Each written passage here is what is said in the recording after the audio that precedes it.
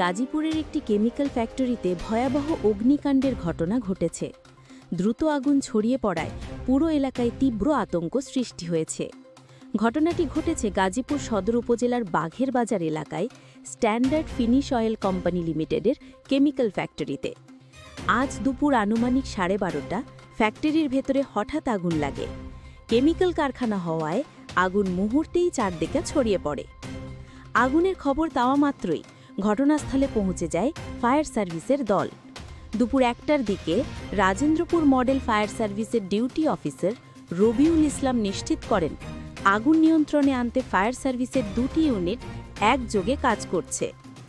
ঘটনাস্থলে উপস্থিত ফায়ার সার্ভিসের দায়িত্বপ্রাপ্ত কর্মকর্তা নূর আলম জানান, উপপরিচালকের নির্দেশ অনুযায়ী আগুন নেভানোর কাজ পুরোদমে চলছে।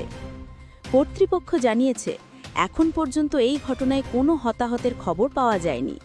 তবে আগুন সম্পূর্ণ নিয়ন্ত্রণে না আসা পর্যন্ত